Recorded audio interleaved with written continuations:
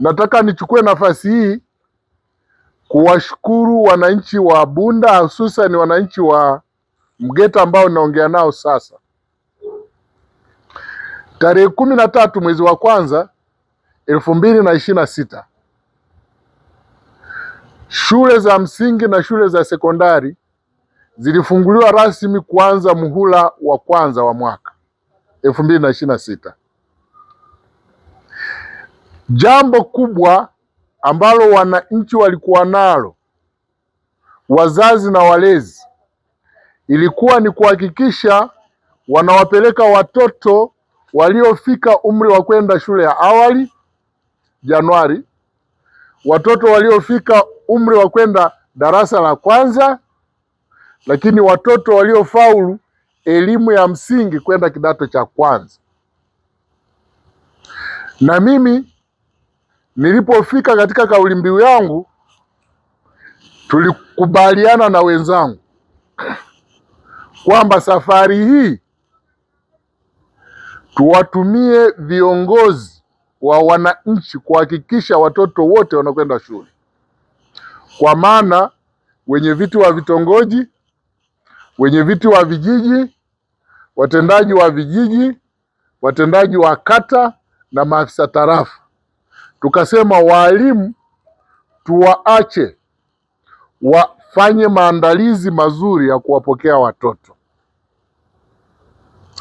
Sasa kazi hii ninasimama leo kuwashukuru na kuwapongeza kwa niaba ya wananchi wengine, kwa sababu mpaka sasa kwa halmashauri yetu ya Bunda tumefikisha zaidi ya 96% ya watoto wote kuingia elimu ya awali, darasa la kwanza na kidato cha kwanza. Naomba mjipigie makofi mengi sana.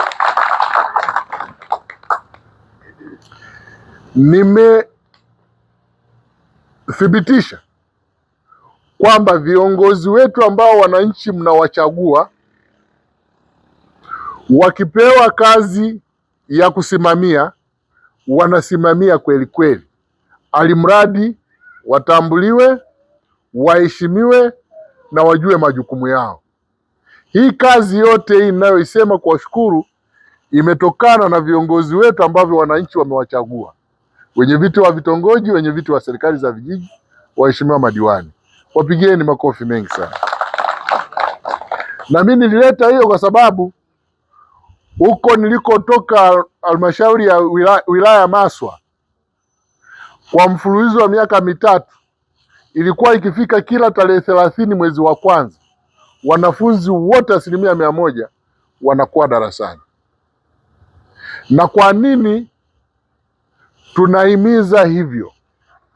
Tunahimiza hivyo ili kumpa moyo Mheshimiwa Rais wa Jamhuri ya Muungano wa Tanzania Daktari Samia Suluhu Hassan, kwani tangu aingie madarakani, mimi kama mkuu wa wilaya sijawahi kwenda kwenye kaya hii, kwenda kwenye kaya ile kwamba naomba mchango kwa ajili ya darasa, kwa ajili ya dawati, kwa ajili ya choo. Kuna mtu alishawahi niona? Sasa kama Mheshimiwa Rais anatafuta fedha usiku na mchana za kujenga miundombinu ya madarasa, ya zahanati, ya meza za shule, ya viti vya shule, ya madawati, ya matundu ya vyoo, sisi ambao tuna watoto wenye sifa ya kupeleka shule, kwa nini tusipeleke ili kumpa nguvu ya kuendelea kutafuta fedha na sisi tuendelee kuzalisha mali? Hapo vipi? Kwa hiyo jambo mlilolifanya,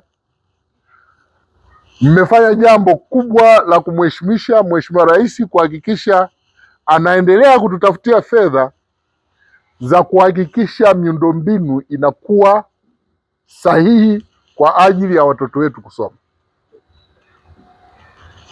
Kwa hiyo ninawapongeza sana, ninawashukuruni sana. Lakini cha pili, sambamba na hilo,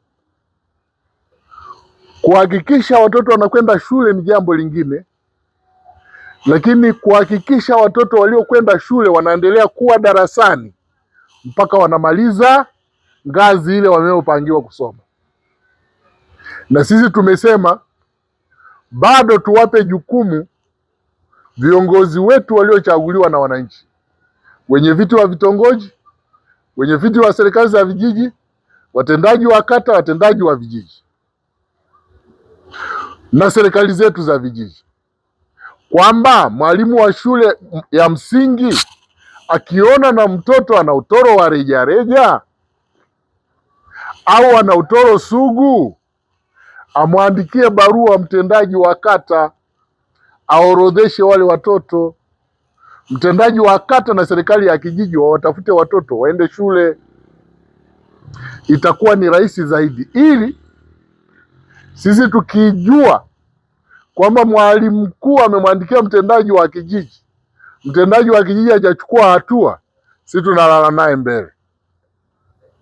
Lakini kama mwalimu mkuu hajamwandikia mtendaji barua kwa watoto wake watoro, tunajua mwalimu mkuu amepewa ng'ombe, ameruhusu watoto wakachunge ng'ombe.